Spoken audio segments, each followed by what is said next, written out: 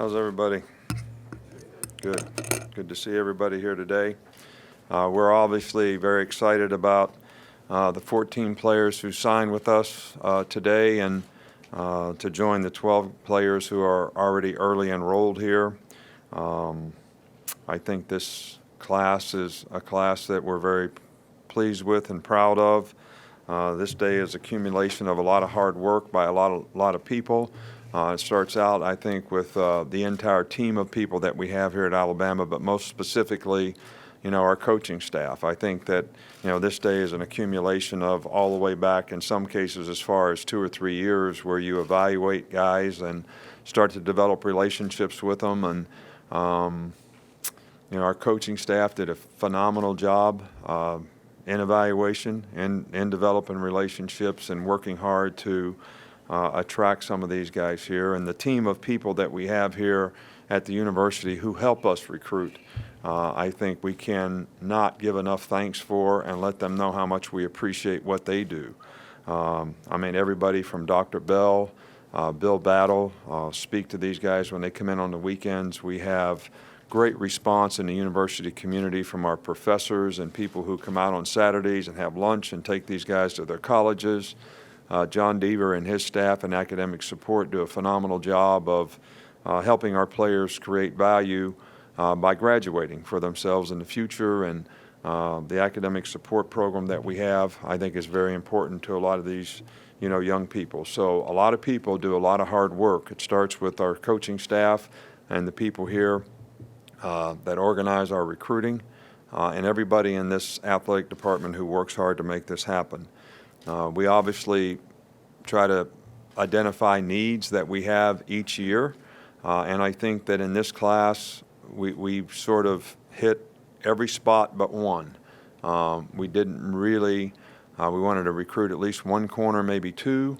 It just worked out that it didn't happen that way for us, but we feel like we got a couple really good safeties, got 4 really good linebackers. We got 3 good down guys on defense. Some offensive linemen, 4 that are good. Some really good skilled wide receivers. Couple tight ends. Couple good running backs. Couple good quarterbacks. Couple good specialists. So there's a lot of good players that are really good people that are exactly the kind of young men that we'd like to attract to the University of Alabama and to our program. I know that everybody likes to go out there and look at all these rankings and ratings and all that, but it's just like I tell players in draft. It's not where you get drafted, it's what you do with your career and how you develop your career. Well, this is not about how you got rated coming out of high school. This is about being committed to doing all the things that we're going to do here to try to help you be successful as a person, as a student, and as a player. And how you develop in all those areas is certainly going to go a long way to determining what kind of career you have, how much success you have, and how you develop as a player. So, recruiting, personnel evaluation is not an exact science. Everyone that stands up here today, if you see a coach that stands up here today and says he had a bad recruiting day, let me know. Everybody's going to say they had a good day and things went well and they got what they needed. You never have a bad recruiting class and you never have a bad spring practice. So I think that everybody's can make their own judgments, but our focus is going to be on what can we do to help these guys be successful as people, as students, and as players, and help them develop the kind of careers that's going to help them be more successful in life because they were involved in the program. So again, I would like to thank everybody that contributed to helping us put this class together. A lot of people in the university community, a lot of people in the athletic department, a lot of people on our staff, our coaches, their coaches' wives, a lot of people are involved in this, and we really appreciate everyone's efforts. We'll start right over here, right there. I was wondering if you thought you met the needs along your defensive line class, or would you have liked to? I know you probably always want more players. Would you have liked to have more players there? Well, we'd always like to have more players, but you got numbers issues. We're restricted by numbers. There's serious penalties for going over in terms of what your numbers are. It's a very difficult management to manage. We do not necessarily determine when guys are going to make decisions. So you got to try to take the best players that you can get at every position and hope that you can satisfy your needs by the players that you get at those particular positions. We're pleased with the 3 guys that we got, and I'd rather get quality players, and I think we got 3 quality players. On the far side with Rayner. What's the situation with kicker, one? And number 2, did you have any reservations after Cowan, the way his career ended in Florida? Linebacker. Yeah, we did a significant amount of investigating in terms of what his character issues might have been relative to his team. We've interviewed a lot of people in the school. We interviewed his coaches. We spent a significant amount of time with him. We evaluated how he's improved academically to try to make the choice and decision as to whether he was someone that we wanted to have involved in our program. And I think a lot of the players in this class really liked him in terms of their relationship with him, and we're looking forward to helping him be successful here. The kicking situation, I cannot comment on anyone who actually didn't sign an NLI here today. So I think we have someone, as you well know, that has expressed interest in coming to Alabama. We have a couple guys in the program now who have ability to kick. So we will take all those guys when the fall comes and determine who gives us the best opportunity to be successful at that position. Back here for Mark.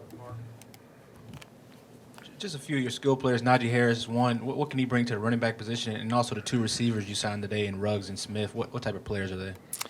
Well, Najee is a very good all-around player. I mean, he's one of the best players in the country according to a lot of people's evaluation. He's got great size. He's got great speed. He's very fluid and smooth athletically. He's very complete, has really good hands, good route runner, has special production as a player. We think that Henry Ruggs and Devontae Smith are both very explosive guys. We've had them in camp for a couple years. Very fast, very explosive. They played that way for their teams, and I think that whether they're punt returners, kickoff returners, wide receivers, running the ball some kind of way, these explosive type players are guys that we felt like we needed to add in this class, and we feel good about all 3 of these guys being those types of players. Back on the other side with Michael. I know we talk about rankings and ratings, but it is, the headline in the news release you guys put out that this is the #1 class. How does that help the next class, those headlines? How does that build momentum in terms of just a reputation for recruiting around here? Well, I think that we don't look at it like that, and I don't know how we're rated. I didn't know how many of these guys where they were rated, how many stars they had. I don't know anything about that. We kind of evaluate the players like we're going to draft them, and take the guys that meet the criterias and critical factors that we want at positions. I think to continue to do well in recruiting, I think you got to create the right atmosphere and environment to help players be successful in the program. You got to have good team chemistry and togetherness. You got to have good people in the program to attract good people. I think you got to do a great job of getting an early start in recruiting, which we try to do every year. I know I spent a significant amount of time on the phone today offering guys for next year, so that we can get a good start. So I think that hopefully these guys will be able to contribute to the success of the program in the way they represent the program and the job that they do academically and how they play on the field, so that we can continue to have success and that future players will recognize those successes and want to be a part of the program. Over here in the middle with Alex. I wanted to ask you about your offensive line guy. Obviously, you brought Leatherwood in prior, and just Gedrick today. Just what do you think about filling needs, especially on that offensive front? Well, I really like the guys that we got. We took a junior college guy at both line positions, which gives you a little older, more mature guys. But the the guys that we recruited as freshmen have size and athleticism to play the position. Alex Leatherwood has a lot of potential. He's big. We've had him in camp. We've worked with him in the past. Jedrick Wills, we thought was one of the best guys at his position in the entire country, at least in our evaluation. We like the potential of, both other players that we have as offensive linemen. So we feel good about it. I mean, I think offensive line is a developmental position. So how these guys develop at that position, I think, is critical to how much they can contribute early on, and how good they can be long term. And I think both of those things are very, very important. Randolph is a guy that has a lot of athleticism, great size, and I think we're hoping that he'll develop into something special. Back up front here with Kurt. Coach, you've got 2 quarterbacks in the class. One's here, and I understand the other one's coming in time for spring practice. And I wanted to, A, what is the importance of having the 2 quarterbacks since you only have Jalen back on scholarship? And 2, this is a sort of a new development on bringing the guys in early but not as early. Well, we have an academic circumstance here that allows us to bring guys in. We have several players who will take advantage of that, that maybe didn't quite get everything done when they needed to be able to get here and start the term in January. And I think it's critical for us and really good for us that because of the quarterback situation that we have, having a freshman starter and having the other players, leave the program thinking they wouldn't have a chance to compete in the future, that we got 2 young guys in here that we could develop in the spring. I think it's something that's very, very important to develop depth at that position. Going back with Tom. Urban Meyer said today he likes to try to shoot for around 50% of his class, ideally being from in-state. With that in mind, do you ever set a certain mark and just the importance you have on getting in-state recruits? I know you have 7 out of 26 in this class. Well, we would like to recruit as many guys as we can from our state. I think every state's a little bit different in terms of numbers of players that they have and numbers of schools that they have that are recruiting those players. So, Ohio State doesn't have another school in the state that's recruiting the players relative to the Big Ten.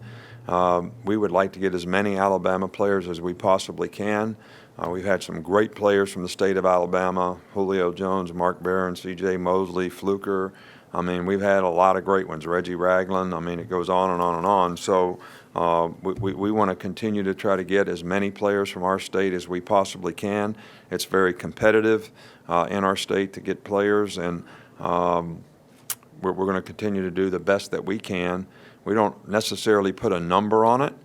We just want to get the best players in our state and get every one of them that we can get. Back up here with Ben. You mentioned Ohio State not having any other Big Ten schools in the state. Louisiana doesn't have any other SEC schools, but you guys have done a pretty good job of getting players out of there. What has kind of worked well for you guys recruiting that area recently? Well, Louisiana has a lot of good programs. They have a lot of good players. I think at one time, one of the reasons that I was interested in going there when I was in the NFL, they did some survey on how many players per capita each state has relative to the NFL. And Louisiana was like 4th or something on the list of number of players. So I'm saying, well, there must be a lot of players in Louisiana. And I think there are. And I think we're fortunate. We have been fortunate to get a lot of players in the past who have had success here, whether it's Landon Collins, Eddie Lacy, Tim Williams. We've had a lot of players, Cam Robinson.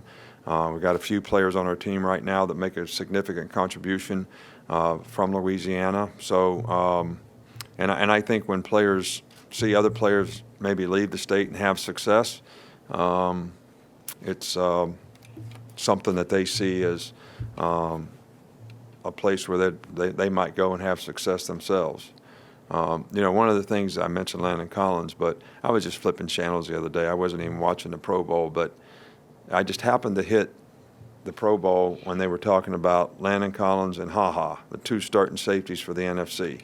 I mean, that made me feel really good that here we got two guys that played together here that are now starting in the Pro Bowl there. They're not just starting for their team, they're starting in Pro Bowl. Up front here, front row in the gray shirt. Hey, Nick, obviously the defensive back, you mentioned, cornerbacks were sort of a bit of a miss in this class, but you signed guys who've played multiple spots in high school, and just like with the quarterbacks, all three, once that mini-mester is underway, will be on campus. Any flexibility with those three guys, McDonald, McKinney, Daniel Wright?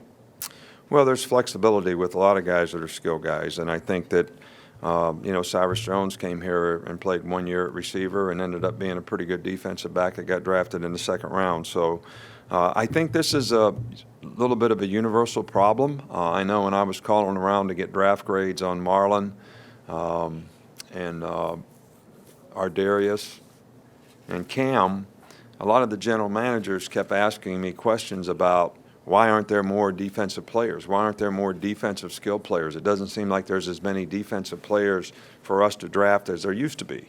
And I think, part of that goes back to style of play, that football has changed. When I played football, we played one receiver or two receivers. And when we put two receivers in the game, it was like we were in full mode passing. This is when I was in high school. All right? So now, and when I started coaching, the most people put were two receivers. When I was at Michigan State as a defensive coordinator, we played Iowa. We tried to play nickel. They never even put three receivers ever in the game. All right, so now we are playing nickel over 80% of the time because everybody on offense is playing 3 and 4 wide receivers because the spread has had that kind of impact. The quarterback position has changed in terms of the dynamic of the kind of player who plays quarterback because of the spread. People are looking for athletic guys to run. So where we used to have 2 guys playing on offense in skill positions, now you got a quarterback, a running back, and 4 receivers. Well, 3 of those guys used to play defense. I'm talking about play defense coming up when they were in junior high, coming up in high school and all that. So there's more skill guys on offense, just like in the draft. Probably the number one position that has the greatest number of players to choose from is receiver. When we're out there recruiting, there's a lot of receivers that are out there to recruit. It's harder to find defensive players. Now, if I was a high school coach, I would put my best players on offense. Best athletes on my team, I would give them the ball and score points. I wouldn't play them on defense. All right, I would play them where they could get the ball and score points. So sometimes you got to look at it like maybe this guy's not playing the position that he could play. All right, so maybe he'll end up playing something else like Cyrus Jones did here. And we may have to look at some guys on our team like that. But I can't say who right now until they get here we would do anything like that with. We'll wrap up here with John Zena.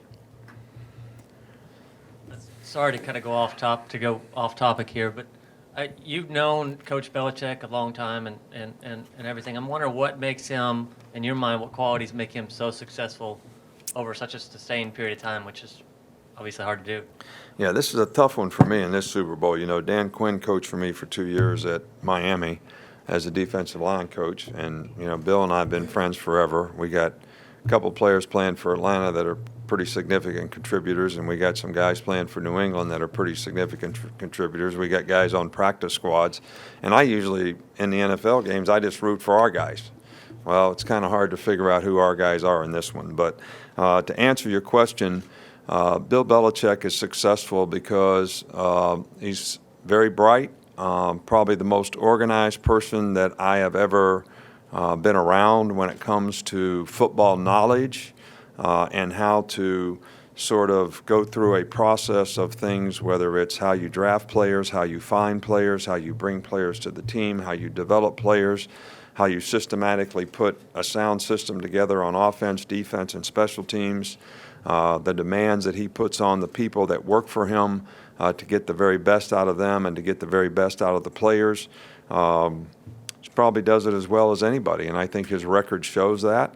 I probably learned more in the 4 years that I was with him, maybe than at any other time in my career. And And I thought I knew something when I was with him. You know, I'd been a coordinator in college. I'd been a head coach in college. I coached 2 years in the NFL when I hooked up with him. So I thought I knew something, and really found out that I was just in a position to really learn a lot. And that time in Cleveland probably helped me as much as any in developing the kind of philosophy and organizations that have helped us be successful through the years. And you can contribute a lot of it to Bill Belichick.